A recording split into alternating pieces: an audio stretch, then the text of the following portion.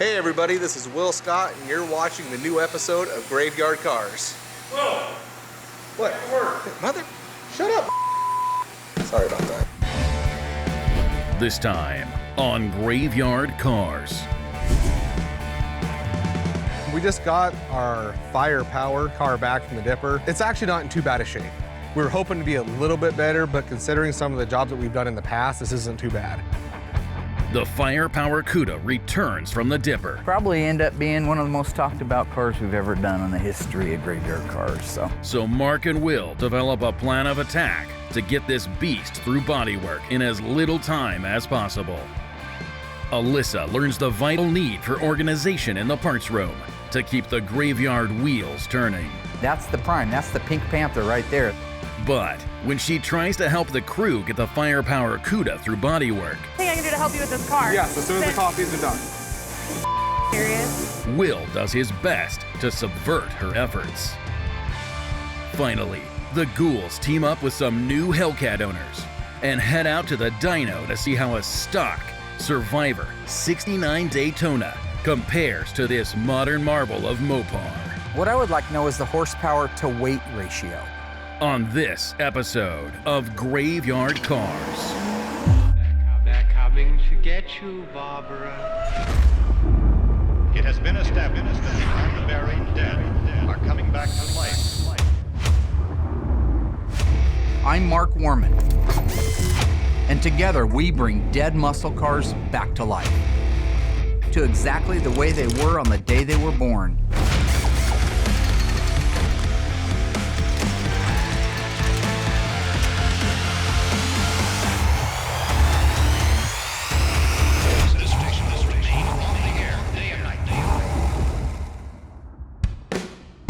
In case you were watching Hellcat videos on YouTube, or maybe just cat videos, here's what you missed. Alyssa took charge, Mike, there's no tomorrow. We gotta get this started today. helping Mike and Mark ready the 383 engine and drivetrain for Buck 71 Challenger RT. Go ahead. Dave and Alyssa checked off the brake lines and the formed headliner with consolette. Sounds like we're going to be getting our suspension here very shortly, so. Finally, the ghouls installed the drivetrain and got this Green Go Challenger on its own four wheels. Very nostalgic. I mean, this is what everybody ran back in the late 70s, 80s. The crew was introduced to a very special project. I'm going to open the door and show you what car it is. Kind of surprising because you've had your hand on this car already. Oh, so it should be perfect. Yeah, exactly. A super secret 71 Cuda. The ghouls will be making way for a record-setting restoration because the total time for this car is 4 months. We're hoping for the best, but expecting the worst, because we always do. Will they be able to push it through the shop in time for its final deadline? Or are they biting off more than they can chew? So what I want to do is tell you what I'd like to have done so that you can relay that to the body man, because time is of the essence. We do not have the time that we normally would have to do everything, but we still want to do the same quality of job. Of course. Okay, looking right here, you see that we have some holes drilled here from an old repair. I want all these welded up, okay? You can see that it had body side moldings at one time. These need to be welded right. These need to be welded right. I want him to put a patch, which I just ordered from AMD, this lower quarter patch. Okay. I want him to put it on this and on the other side. Both of them need it. If you look at the trunk floor, I'm not doing quarters or rear body panel, so we're gonna section the trunk pan. We're gonna put it in right here in between these two, okay? You see that rotted area? Yeah. That's the stuff I want replaced. Am I bothering you with my television show and my restoration? That bothering your phone? You okay? Don't lose focus. Okay, I'm not. As far as the main floor, this can get a small patch in it, which I have all these patches coming. All these pieces are coming from AMD. Okay. I have a left-hand main floor, so he's gonna put a small piece in here. He's gonna put the 2 step wells in the back. It's already been dipped, so if it's a pinhole in a floor, panel bonded adhesive is just fine. But if it can be welded up, I would rather see it welded up. Don't let that phone bother you. Don't let it distract you. It's I'm here to help distracting you. I'm listening to you right now. I want him to make patches for all of these pieces right here. I actually ordered the rust out piece from AMD, so if it shows up, he can put that whole piece in. But otherwise, I want him just to make it. this to break his own. The front aprons are beautiful on this car. They don't need anything. So the first thing I want you doing is going through here, sanding everything. Double check for any holes that need to be welded up, but I don't think there are any. This was a little 318 3-speed car. And then you can go ahead and get your epoxy going on here. The other thing I want to do is I want to add the torque boxes right here. So we're building a car with a 318? Yeah. Well, that's desirable. Yeah. Well, it is to somebody. Are all your kids beautiful? Yeah. No, in the real world, not parents looking at them, but you got one that's not so great, right? No. We all do, right? No, I don't. But you love them just the same, right? You don't look at him and say, oh, you're not as handsome as Billy, and so, you know, I don't like you as much. No, you love them all. They're all cars. They're all created equally. That's constitutional, So right? we're gonna throw a V6 or a It's slant a 6 in the next one? No, but Okay. actually I have a slant 6 Charger. Anyway, all the rails, all the other stuff is very solid. So once all the welding is done, then I want you to go back in and do your DP90 on the bottom of it to protect it. Right. This is gonna be an undercoating car, but it'll be the last thing we do after we paint it. Can we paint the bottom of it? You can if you want to. Okay. You can if you want to. I mean, it doesn't, So this whatever's owner doesn't give fastest. a shit what we do. No, this owner does care what we do. Paint, he just undercoat, he didn't slant care. He 6, said whatever. 318, He doesn't same have a thing. ton of money, so he just wanted it done. He just wanted the old car done. You can do whatever you want to do to get this car done in time. I don't care what it is. Well, that's nicely balanced, isn't it? You're welcome. So what do you mean you need this car done in time? What's your time frame? November. Okay. Yeah, done. Driving. Fastest one we've ever done on record. And probably just not to toot my own horn or anything, but That'd be a first. probably end up being one of the most talked about cars we've ever done in the history of graveyard cars. So the guys are all working weekends. I've already talked to them about it. Oh, you have? Yep. All Cool. 3 body men are going to work weekends. You're going to work weekends. You're going Yeah. to do whatever. No, this honeymoon thing that you think you're going to, some prima donna that works 6 hours a day. All right. I made you. I can break you. I brought you into this world. I can take you out. Okay. So if you just be a lamb fry and make sure that thing's done in time, I'll go back over to the other side and start building out all of the pods for the parts. So he's gonna go back to the office and write checks, I guess. All right. Guess I'll get the guys and bring it in and get started. While Will gets ready to tackle the firepower CUDA, Mark meets Alyssa upstairs to go over his newly organized parts room. I'm gonna show you what your father's been doing up here, sweating, all right? Mike. I am gonna show you around. I think it's important that you see what I've been doing and why I've been doing it. Well, I understand why. Someday this This makes your great job a lot big easier. mass, this big snowball rolling down the hill and getting bigger all the time is gonna land on your doorstep. It'd be nice to know how to do it, wouldn't it? Okay. All right. If you remember when you came up here, there was crate and pallet after crate and pallet, stuff full of stuff from all over the place. Yeah. That's when you left, because No. that was no fun. Incorrect. All right. We've got it reduced down to these bins. So what I'm doing right Wow. now is the final. I'm going through and saying, yes, I need these in the engine shop. I need these downstairs. Okay. Just kind of going through it. But that's all that's left of the unknowns. Okay. You go over to these shelves now. We put them together by engine, transmission, rear end, interior, glass. So now, Okay. instead of the way it was in the past, this is the only used stuff that we have on this premises. Okay. So if Dave is looking, let's say Dave is looking for a sway bar for a 69 Super B, all right? Not that he would, because I build all the suspensions, but say that he was.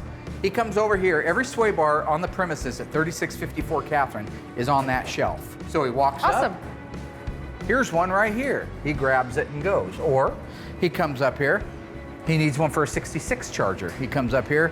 Oh, there's one for that too. Okay. He comes up here and he wants one for a Dodge Monaco from 1984. There isn't one.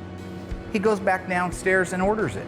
Where in the past he'd start there, work his way down, around, in and out, lift up stuff, put it back down again, then go into the first room, then go into the second room, then dig through all those because nothing was organized. He can walk up here, got it, go.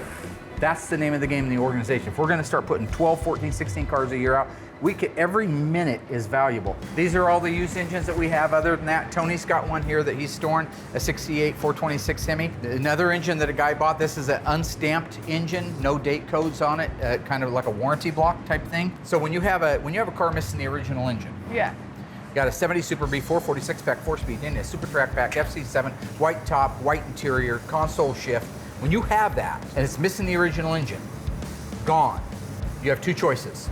a date-coded correct one, but it would have a VIN number off another car on it, but it'd still be dated correctly for the car. Like we've talked about on so many Or parts. one that has no stampings on it, an over-the-counter block with the right date code and no VIN. So why does it have That's the best. That's the dates? creme de la creme. That's the Chachi loves Joni and they're doing weird crap in the back of Fonzie's motorcycle. So how does that happen though? Because that engine could have been a warranty engine that they had in stock and never put in a car. They Those made cars it and they blew were up waiting when they for were a brand car. new. Okay. They could be 2 months old and some guy goes out and misses a shift and he blows the engine up. So they had those on the shelf waiting to go into cars. If it never got sold, it's new old stock.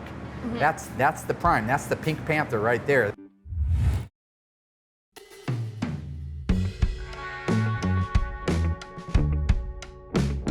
The body man came out here in the yard to check this 69 GTX out for some the door hinge placement and type of bolts and stuff they were using. And lo and behold, when they swung the door open, they found a big old hornet's nest in there. So I heard them out there talking about it. So went and grabbed some of the graveyard necessity, the wasp and hornet killer. So come out here and take care of these babies for them. Body guys are a bunch of weenies. All right. Just for your information, I'm going that way, so always expecting something bad to happen when you spray a nest that big, especially there's got to be 50 or 60 of them in there, it looks like. So we'll just shoot them up real good and take off running if we have to. So, oh yeah. Oh, look at them dropping like flies. That's some good stuff, man. They didn't even come out of there. Yeah, definitely, I think this would be a perfect job for Alyssa.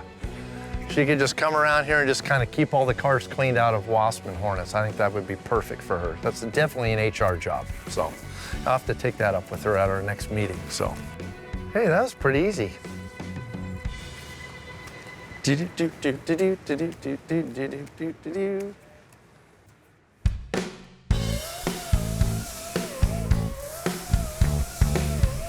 What are you guys doing? Hey. Hey. Can I help? Yeah, we never got our coffees this morning. No, seriously, we There was didn't. no list. The list is on there. It's not up there. Look. No, it is. So I know I would these. rather help you guys here. I don't want to make coffees today. Well, you offer what you can do. I know Josh wants one and I want one. Adam, Okay. he wants this chocolate milk. Can I anything I can do to help you with this car? Yes, as soon as the coffees are done. Serious? You're really gonna make me do this whole little song and dance today? Yeah. First it was dressing me up, now it's having to make coffee. Yeah, but I really need the coffee. I didn't need you to. I'll be back. I'll be back here for coffee. Yeah, so I went up and asked Will if I could help him on this car, and he told me not until I make him a coffee, which that's Will for you. Like, I can never, helping him out isn't enough. I always gotta go and do some stupid task beforehand to prove that I, like, deserve to help. Stupid. Okay. Here you go. Where's the lid? We're out of lid. Was that so hard? Oh my gosh. Okay, so you ready to help? Yes. Okay. Safety glasses. Okay, I'm ready. This area through here, looking like this. So you kind of, yeah, you're gonna have to. This is how you've been working this close to George? Yes. See all this? So you really got to get up in here. While he was there? Do what you got to do. So this whole area. George, I'm right behind you, okay? Okay. So he knows. Okay, so. Yeah, you got to get in there. Okay. Well, you got to kind of hold it like that. There you go. Yeah, I think this is good. A, I got a coffee out of it, which was nice. B, she's doing my job for me. And C, she's got George bent over in the car, which looks quite funny. So I really didn't think it was gonna work this well. I just kind of thought, hey, this would be kind of funny. But it's working good. I just needed her to get more of a lean over George. And then I think we'll be set. So yeah, after she gets that whole jam area cleaned up, kind of right over George's right shoulder, there's some cleanup that needs to be done, so I'm gonna have her get really deep there in a minute. What?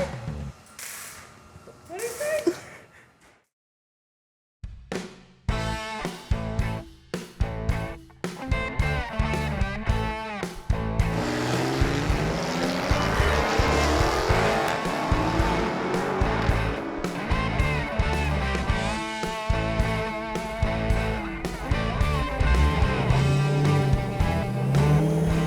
gentlemen, thank you How you for doing? coming out. What was your name? Michael. My name is Michael Juden. Me and my father, Mike, are the owner of the 2016 Hellcat.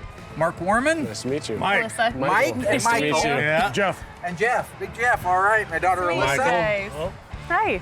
Oh, nice, nice.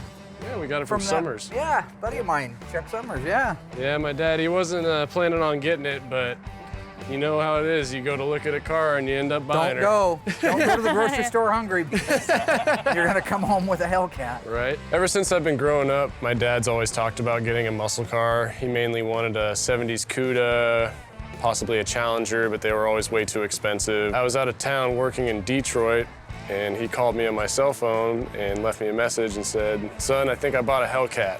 Wow, that's a good-looking machine. I like the hood. Thank you. I don't know if you know it, but this is very AAR CUDA style. Oh, See that? real nice. That's the one that started it right there. Yep.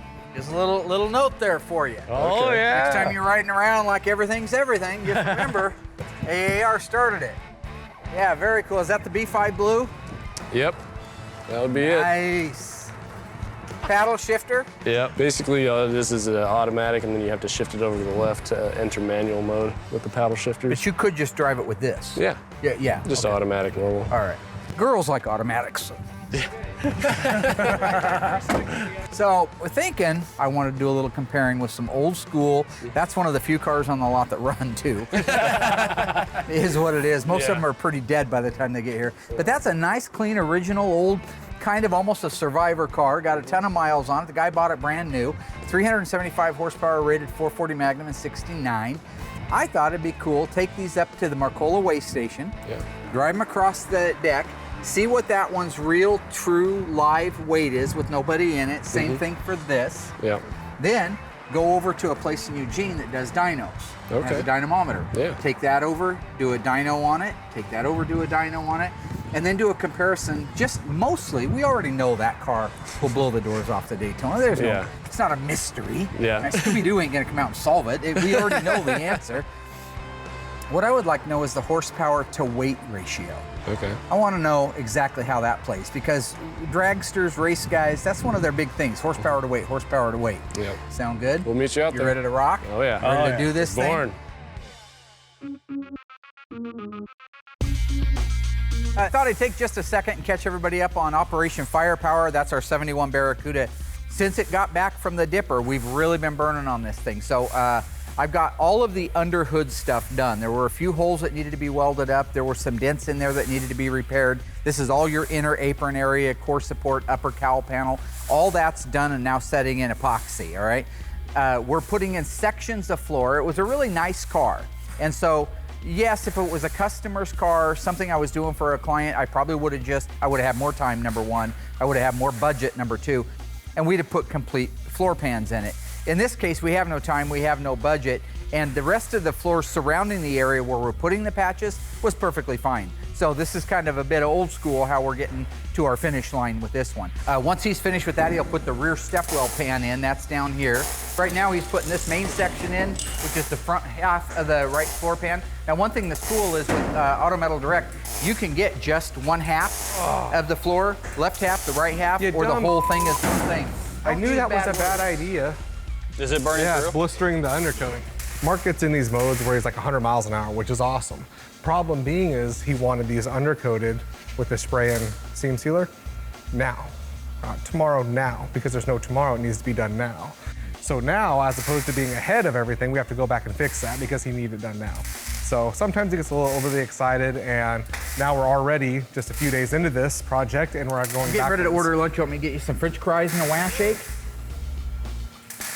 What are you crying about, man? Get your job done. I'm a businessman. This is what I do. This is why you sit in the office. Well, what does that hurt? I got more done sitting in the office than you do in an entire month. So, yeah. Well, you're nice the try. owner of the company. You should. Yeah. Okay, that's a great answer. That's you. the loser's credo. All right. Don't get too close behind. Yeah. You. Good point. Not that there's anything wrong with that. The Firepower car's here. Everybody's hard at work in the body shop on the Firepower Cuda. So I'm gonna take some time to catch up on Buck's 71 Dodge Challenger. I'm gonna go ahead and start with his driver's side mirror. I'm gonna try to get some glass in the car, but it's always nice to get that driver's side mirror in first. That way you can get to all the fasteners without that glass being in the way. So I'll go ahead and slide in the remote cable, get it fixed down on there, get the screw set in, get her tightened down, and I'm ready to go on the glass. Before I install my driver's side glass, I always like to put some tape down over the painted area, and in this case, the chrome mirror. I want to protect that a little bit too from getting scratched, or actually from the glass getting scratched. I like to put the main part of the track, the front part, on the actual glass before I drop it into the car. Makes it a lot easier for me to put it in. And so with that track in place, I can drop it in as one unit. Now that the driver's side glass is in, I'll go ahead and do my upper door rubber.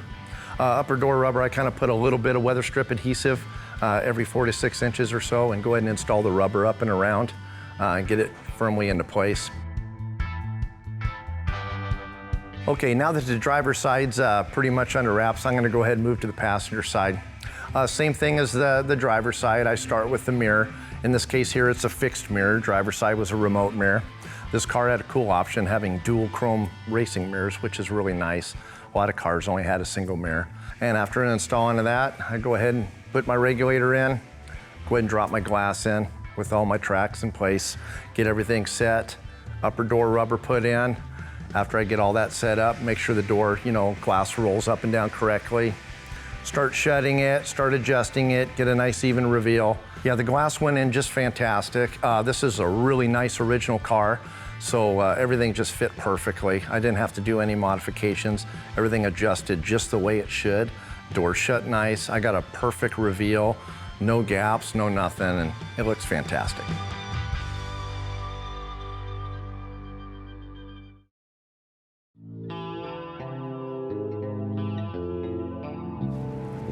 Will. What's happening? Hey. So I just talked to Dave, and he said something about killing wasps. Okay, that makes sense. I didn't think it made sense either. No, I said it makes sense. How does it make sense? Human resources. You're a human resourcing wasps. Okay. So go into the mixing room, and I think underneath there is a paint suit. No, I'm not listen, doing just this again. Hear me out. Seriously, do you want to go out there with bare skin? Yes or no? Are these aggressive wasps? They will be when you shoot them. Okay, so I have to dress up like that again. It's for your protection. Alyssa is truly like a sister to me. I love her with all of my heart. With that being said, you always have to have fun with your sister. You can't just let her just come in here and just do whatever. You gotta give her a little hell. But the hell that I give her is just humor for the people at home and myself. So she's not getting hurt. There is a chance she could get stung, but it's a little excessive what we're doing. But her best interest is always at heart. Okay. Really? No. You're a beekeeper. Embrace it. Are you serious? Yes, I promise you look like a beekeeper. I'm not a beekeeper. Today I'm going you to kill bees. Right, but I think they do the opposite. don't know that. Okay, so let's head outside. What is this? Okay, this is just to get you loosened up in case you have to run. You ready? Yep. Go.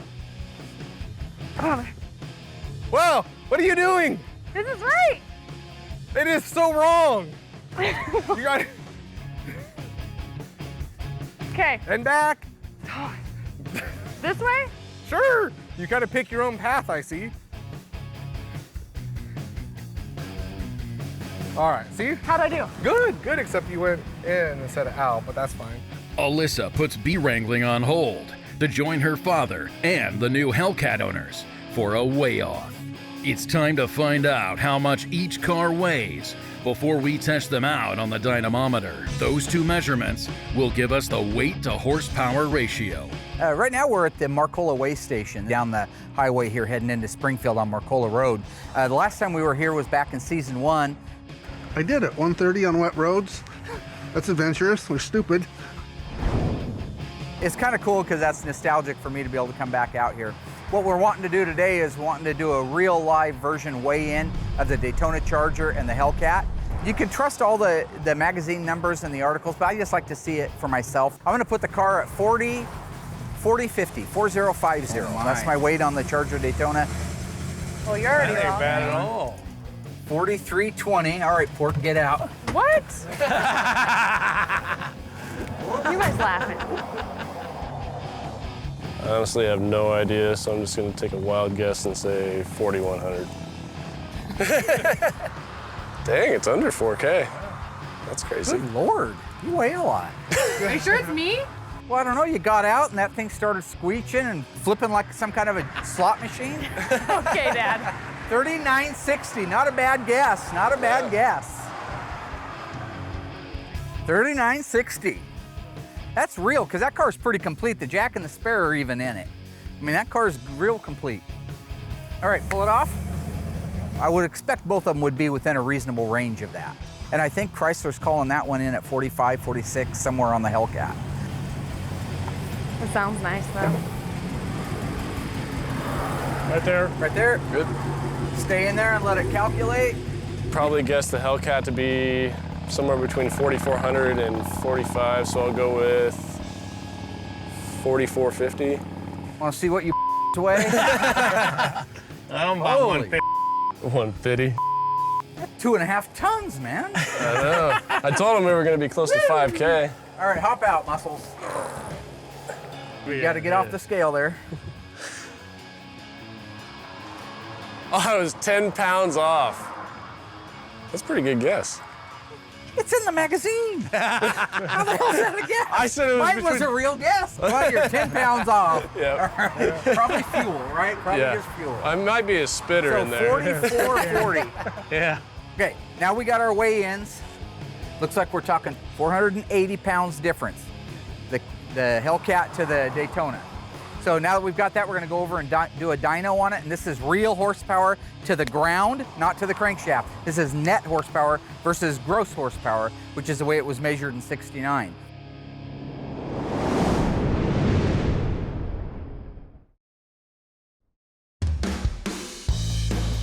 All right, we're working on our 71 Dodge Challenger door.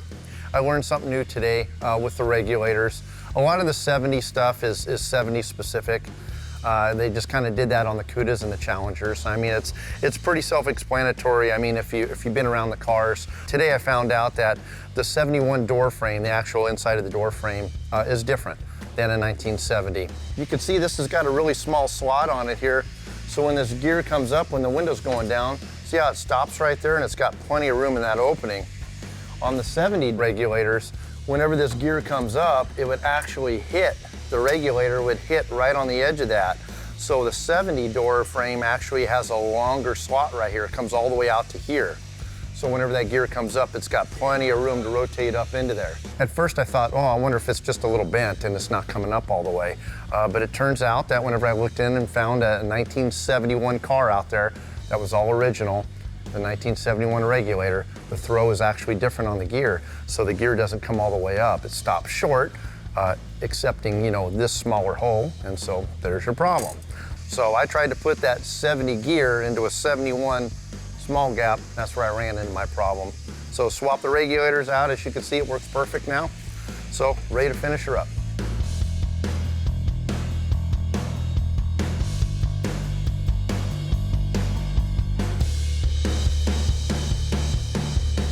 Right now we're over in Eugene at a shop called FTW Tuning. They have the only dynamometer in town, so they have generously offered to test our horsepower on our Daytona Charger and our Hellcat Challenger. I have no idea what to expect. I do think the Hellcat's gonna blow the Daytona out of the water, so it's kind of a waste of our time, but it's cool that we're here. It's 50 years newer and a lot more technology. Honestly, I think the Hellcat's probably gonna do better. I mean, a lot of people love the old style muscle cars, and I'm just a fan of the newer style muscle cars. They handle much better, they have a lot more power, but I mean, if you can afford it, you might as well get an old one as well. I'm just telling you that in 1969, this thing set and broke world records.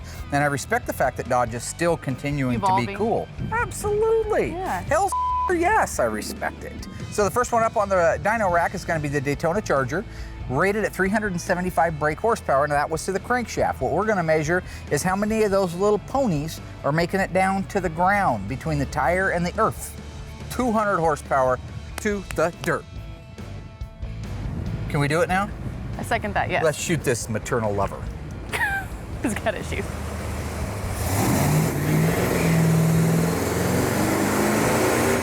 I'm not worried about anything going wrong. It's just I can't really run this car too hard. We're getting ready to start the restoration on it. Had him run on the safe side at 5,000 RPM because it is an older engine. I don't want to do anything crazy. So I did, it sounds really good and healthy, but it was putting out about 205, because my guess was 200. So I told him to take up a couple hundred more RPM, maybe to 54, 55, and see what it was going to put out. So that's what he's doing now.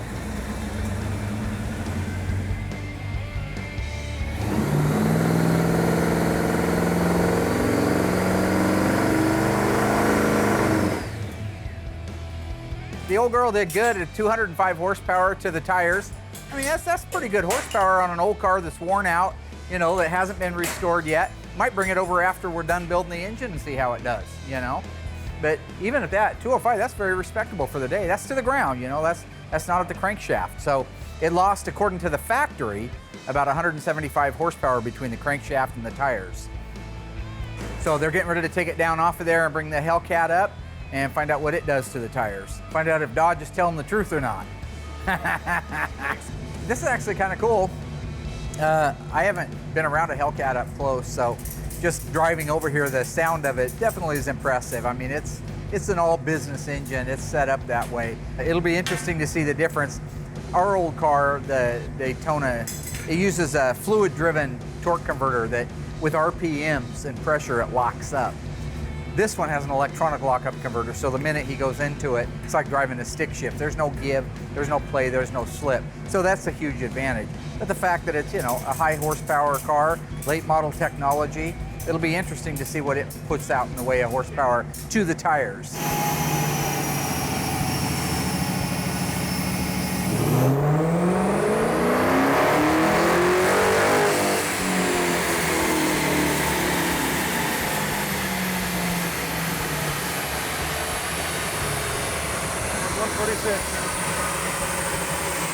Your Subaru sound like that?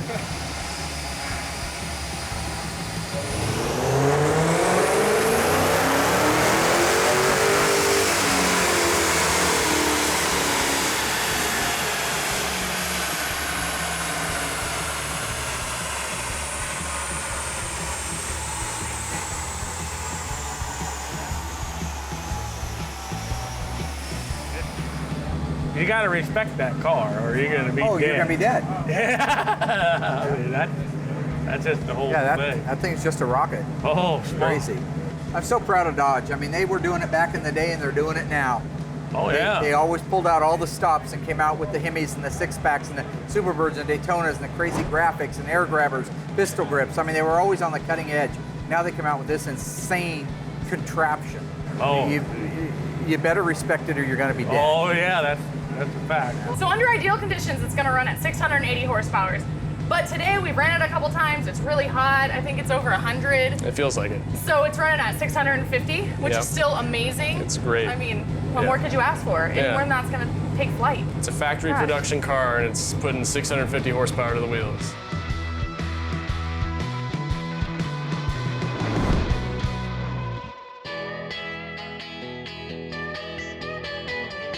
Even with the harsh deadline mark set for the firepower CUDA, the crew still has to make progress with other cars, including the iconic General Lee Charger.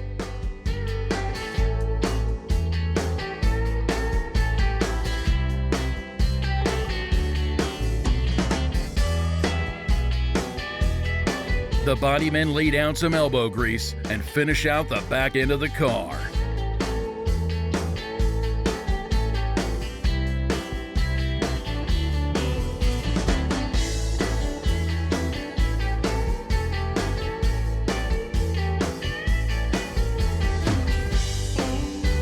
Well, okay, so there you have it, right? Yep. In a nutshell. Now, Yeah. I haven't done the math yet. I'll do that, and I'll send you an email. But my Okay. guess is... It's gonna take him that long. That was pretty Have cool. you ever had the throttle like that? No. Are you ever going to have the throttle like that? I might take it up to Woodburn. That'd be fun, huh? Yeah. Get some slicks for it. What are they supposed to turn off the showroom floor? Does anybody know what the ET is? I don't. I know a guy from SRT was saying if you put slicks on it, that it could run a 10.8. It's insane. Yeah. That's a fast quarter mile. That's a fast quarter mile. Well, it was a lot of fun. I really appreciate you guys bringing it out. I really do. Thank you for having us. You're Big Mike. Yeah. You're Michael. Yep. And father and son, Nice to meet you. I assume. Nice to And meet you. uncle. Nice, Yeah, nice. yeah. Yep. Nice to meet you too. Well, listen, I appreciate it. I got to get this whole thing put back in line before the owners see it's missing. You guys have a good, safe trip home, and I appreciate you coming down. You too. Thank you. All right, bye-bye. But looks like we came up on our deadline for body work for the firepower car, and doesn't look like we're quite done yet. So I'm gonna go out there and see if the guys need any help, if there's any way that I can kind of help get the firepower project to Will. What's Hey, happening? what are you doing? Put away? Getting ready to go home? Almost. Oh, it's about that time, huh? Yeah, what do you want? I was just seeing what I can do to help out. I know that we're kind of behind over here, so We're behind? yeah. On what? Well, the firepower. But I mean, I know that's not in your No. department yet. We're Yeah, on I know we don't schedule. have- We're at 0 days. As long as I walk in tomorrow and have it, we're right on schedule. Which, looking like that might be a little iffy. So is there something I can do to help? Why is that looking good? My God, What part is there looks- something no, I I wanna can know what do part looks iffy. to help? Why Well, does it that car matter? is right on schedule. This backfired. You know, I I'm just gonna thought- go ask Josh if he needs any help because He's doing body work. Let him do his body work. You're what should I disrupting the do? flow. What should I do to help? Okay, so nobody has coffee. I already made coffee today. I'm not doing it again. Never got one. That's not a Our real shop job. is a hole. Then clean your workspace before you leave. No, if you actually got out on the other side of a broom, that would help. That's helping I us. do, but I sweep the engine room when I work in there. I never. Okay, now don't you're work coming in down here to work, so it's the same thing. Yeah. Okay. Fine. I'll sweep, but everything but your section. Oh, I don't have a section. My section's in the paint booth. Can't win. Okay, Josh. What can I do to help? You know, honestly, there's not much to do after, I mean, me and Ryan pretty much have it licked until we get it over to Will. So we're just finishing up this side here, the driver's side. Wow. Just the bottom of the fenders, part of the rocker, and part of the quarter, and it'll be ready for Will. So Wow. honestly, yeah, there's not. So we're actually gonna make a deadline? Yeah, I hope so. Yeah. I was supposed to get this to Will a couple days ago. It's taken a little bit longer than we thought. But technically, today was the last day on the deadline. We pretty much have this all Alyssa, taken don't care slow of. Josh down. You asked me first, do you want to help or not? Yeah, sure. I'll see you later, Josh. Have a great one. Oh, man. Oh, I see him. Okay, you got to spray. Oh yeah, see, you got one. Oh yeah, there you go, see? There's still more. They're all, Kill him. yes. Kill him. Oh, coming out now. They're coming out now. What are you? Okay. Call me if you need me. You're all good to go? Oh my gosh, thank you. You're what? You thank Dave. Oh, I will. Okay, so go ahead and go to the fender. Once I got a chance to get back to the graveyard, start digesting some of the numbers, I got the calculator out. Remember now, our Daytona's an original car. It was bought brand new by the same owner that still has it today, so it's pretty much the way. Wheels and tires have been changed. Chrysler, when they weighed them, they were dry weight. Ours probably has some fluids in it. It's got your oil, transmission fluid, stuff like that. But we ended up with 3,960 pounds. So that's just on the backside of 4,000 pounds. When we ran it on the dyno, its max horsepower was putting out at 5,500 RPM, 205 horsepower to the ground. That rear tire was creating, right where it married the ground, 205 horsepower. The Charger Daytona, it was a unique car, unique styling, unique idea behind the concept of the nose cone and the wing on the back. It was designed for one purpose, and that was to go around that track at NASCAR as fast as it could. And it did that. It won 22 or 23 races over its time period before it was banned. It also held the record, the first car at NASCAR to go over 200 miles an hour. So this is a pretty world-class design for its day. Now let's fast forward 40 some years, all right? The Hellcat, amazing car, everybody's talking about it, right? 2016 model car. We took it out and weighed it, weighed in at a total weight of 4,440 pounds. That was wet, again, it had fuels in it, which Chrysler usually weighed them dry. Took that over to the dyno, all right? That one at the same, ironically, at the same RPM of 5,500, was creating 681 horsepower to the dirt. to the ground. That's a lot of earth being moved. That's an amazing task. A heavier car, yes, but way more horsepower. Now let's crunch that down a little more.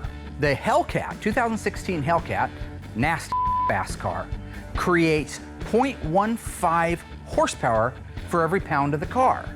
All right, put that into perspective, okay? Our Daytona Charger is 0.05 horsepower for every pound of the car. The Hellcat has 3 times more horsepower to weight ratio than the 1969 Dodge Charger. And that's just amazing. That just shows you how much technology, number 1, has gone into the cars today, and 2, that Dodge is still on it, still doing great things. That's pretty amazing. I love this kind of nerdy stuff, so for me, this was a great visit to the dyno shop. In case you got distracted with Hellcat videos again, here's what the ghouls knocked out so far. Fastest one we've ever done on record. The Firepower CUDA came back from the dipper, and Mark made a game plan for Will to oversee its progress through the body shop.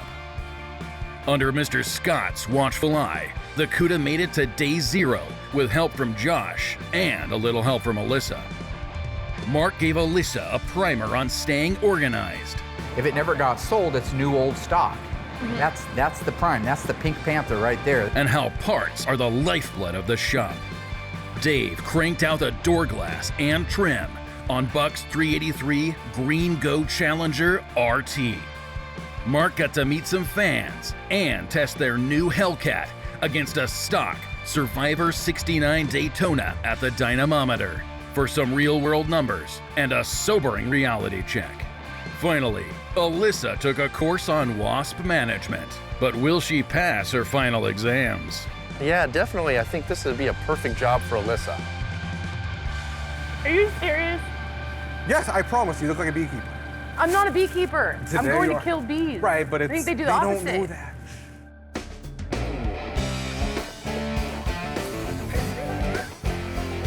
You're not washing the car. Get in there.